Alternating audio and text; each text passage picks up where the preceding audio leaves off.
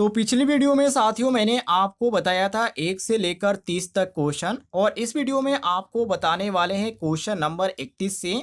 ये क्वेश्चन आपका ITI first year का है, जिसमें आपको कैपेसिटर से संबंधित बहुत ही सारे क्वेश्चन देखने को मिलेंगे जो कि परीक्षा के लिए काफ़ी इंपॉर्टेंट है। तो चलिए साथियों, आज का क्वेश्चन शुरू करते हैं क्वेश्चन नंबर 31 से।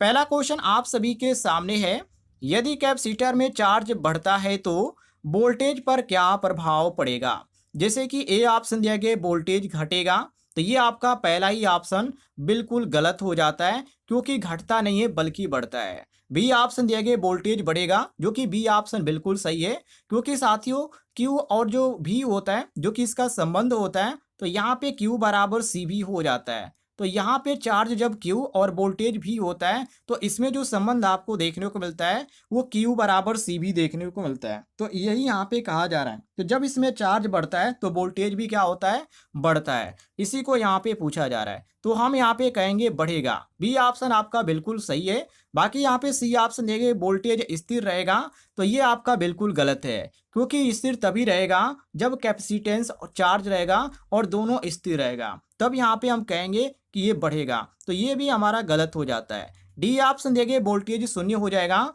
तो ये भी बिल्कुल गलत है, क्योंकि शून्य तभी होगा जब चार्ज भी शून्य होगा। तो ये भी हमारा डी ऑप्शन गलत हो जाता है। सही ऑप्शन होगा हमारा ऑप्शन नंबर बी, वोल्टेज बढ़ेगा। क्लियर हो गया साथियों, आगे देखते हैं।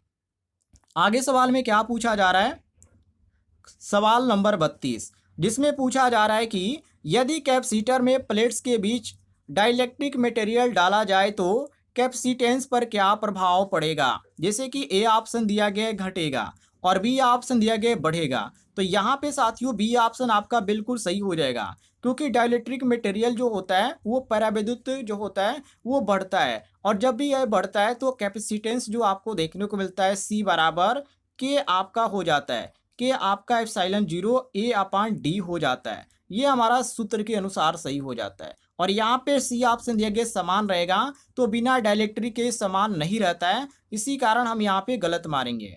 और डी ऑप्शन दिया गया शून्य हो जाएगा, तो ऐसा बिल्कुल भी नहीं होता है, शून्य नहीं होता है। तो इसी कारण हम जो यहाँ पे सही ऑप्शन मारेंगे वो ऑप्शन नंबर बी हम सही मारेंगे, बढ़ेगा। क्लियर हो गया साथियों, आगे देखते हैं। आगे सवाल में पूछा जा रहा है कि एक 10 माइक्रोफैराड कैपेसिटर में 100 वोल्टेज सप्लाई किया जा गया है। यहाँ पे अप्लाई मैंने यहाँ पर लिख दिया, सप्लाई होगा किया गया है, उसमें स्टोर की गई ऊर्जा कितनी होगी। वेरी वेरी इंपॉर्टेंट क्वेश्चन है। देखिए यहाँ पे यदि क्वेश्चन की यहाँ पे बात करें तो इसमें यहाँ पे पूछा किया जा रहा है, सबसे पहले आप इसमें देखिए, इसमें यहाँ पे दिया गया 10 माइक्रोफैराड, मतलब यहाँ पे सी का मान हमको कितना दे दिया गया है, तो 10 माइक्रोफैराड दे दिया गया है। और यहाँ पे आपका वोल्टेज दे दिया गया है 100 वोल्ट।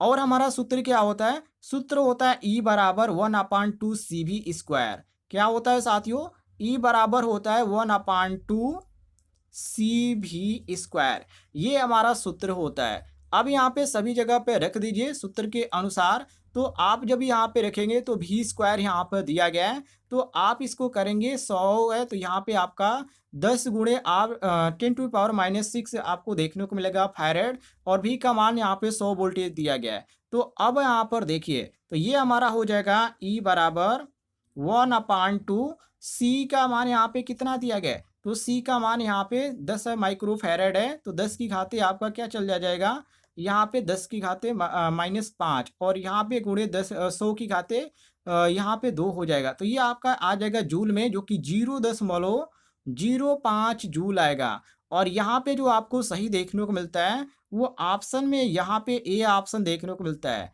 तो हम यहाँ पे ए ऑप्शन करेक्ट आंसर मारेंगे। बाकी और भी यहाँ पे बहुत सारे यहाँ पे ऑप्शन दिए गए जो कि बिल्कुल यहाँ पे गलत है। सही ऑप्शन हमारा ऑप्शन नंबर ए होगा, लगाकर भी आप देख लीजिएगा। चलिए आगे देखते हैं अगले सवाल को।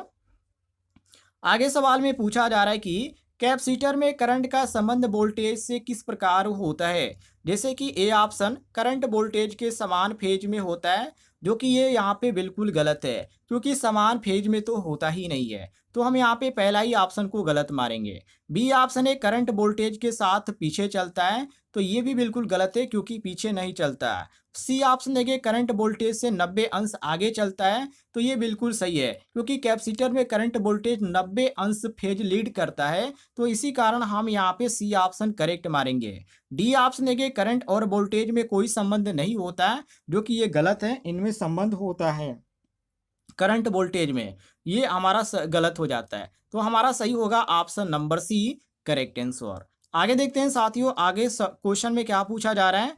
आगे क्वेश्चन में पूछा जा रहा है कि यदि कैपेसिटर को डीसी वोल्टेज से लंबे समय तक जोड़ा जाए तो अनंत करंट क्या होगा। जैसे कि ए ऑप्शन अधिकतम, बी ऑप्शन न्यूनतम, सी ऑप्शन स्थिर और डी ऑप्शन शून्य। तो इसमें जो आपका सही हो जाता है वो ऑप्शन नंबर डी सही हो जाता है, शून्य। शून्य इसलिए यहाँ पे सही होगा क्योंकि साथियों डीसी में कैपेसिटर चार्ज होता है और चार्ज होने के बाद करंट क्या होता है, बंद हो जाता है, तो ये आपका शून्य होगा। बाकी यहाँ पे ए ऑप्शन अधिकतम दिया गया है, तो अधिकतम सिर्फ शुरुआत में होता है, ये नोट कर लीजिएगा। और यहाँ पे आपको देखने को मिलता है बी ऑप्शन में न्यूनतम, तो ये आपका गलत है। न्यूनतम तब होगा जब पूरी तरफ से समाप्त हो जाएगा। और यहाँ पे दिया गया है सी ऑप्शन स्थिर, तो स्थिर नहीं रहता है, बंद भले हो जाता है लेकिन स्थिर ये नहीं होता है। तो हम यहाँ पे सुनिए डी ऑप्शन करेक्ट आंसर मारेंगे। आगे बढ़ते हैं अगले सवाल की ओर। आगे सवाल में पूछा जा रहा है कि कैपेसिटर का मुख्य कार्य निम्नलिखित में से क्या है। जैसे कि ऊर्जा उत्पन्न करना, तो यहाँ पे ऊर्जा उत्पन्न करना इसका काम बिल्कुल भी नहीं होता है क्योंकि ऊर्जा उत्पन्न करने का काम जनरेटर का होता है, तो हम यहाँ पे पहला ही ऑप्शन गलत मारेंगे।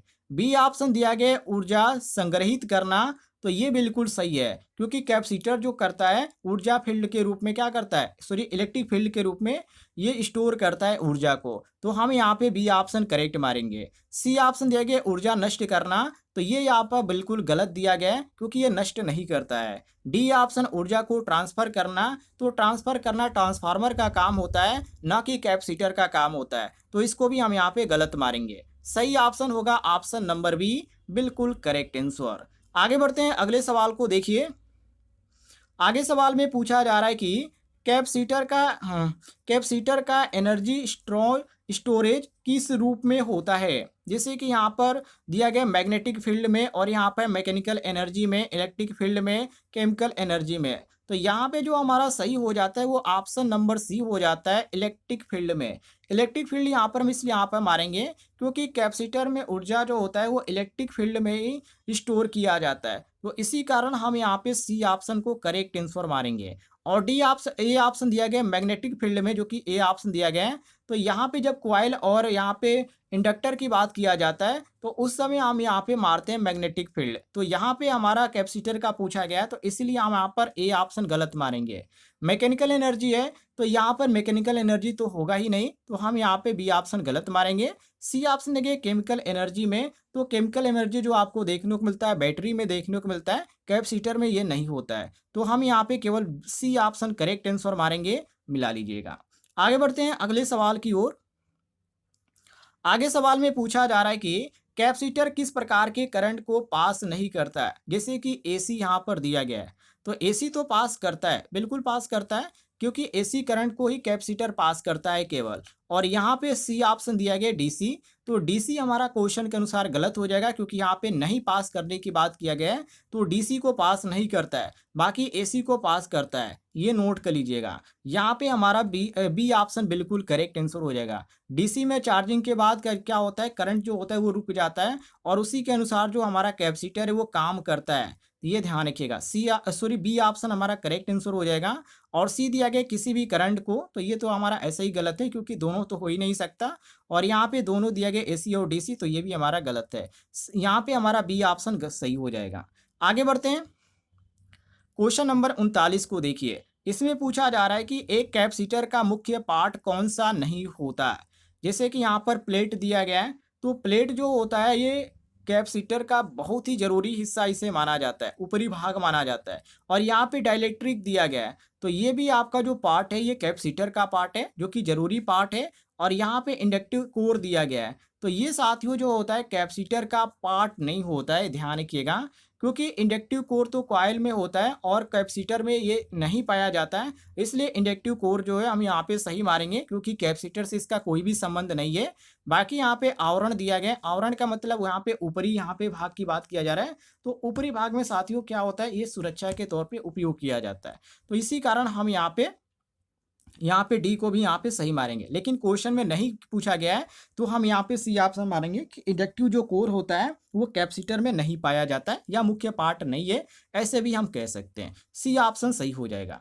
आगे देखते हैं अगले सवाल को। आगे सवाल में पूछा जा रहा है कि किसी कैपेसिटर को कैपेसिटेंस किस पर निर्भर करता है, मतलब किसी भी कैपेसिटर की जो कैपेसिटेंस होती है वो किस पे निर्भर करती है। तो ये जो निर्भर करती है क्षेत्रफल पर भी निर्भर करती है, जैसे यहाँ पे दिए गए प्लेटों के क्षेत्रफल पर, प्लेटों के बीच दूरी पर, डाइलेक्ट्रिक के प्रकार पर, उपयुक्त सभी पर। तो हम यहाँ पे मारेंगे डी ऑप्शन, क्योंकि क्षेत्रफल बढ़ने से कैपेसिटेंस बढ़ता है तो इस पे भी निर्भर करेगा, और दूरी बढ़ने से कैपेसिटेंस घटता है तो इस पे भी निर्भर करेगा, ये ध्यान रखिएगा। और डाइलेक्ट्रिक यहाँ पे दिया गया कि प्रकार पे, तो डाइलेक्ट्रिक बेहतर यहाँ पे होता है, कैपेसिटेंस यहाँ पे ज़्यादा होता है, तो ये भी इस पे निर्भर करता है। तो हम यहाँ पे डी ऑप्शन करेक्ट आंसर मारेंगे। उपयुक्त सभी ऑप्शन क्या है, बिल्कुल सही है। यदि आपको जानकारी पसंद आई होगी तो इस वीडियो पर एक लाइक जरूर कीजिएगा।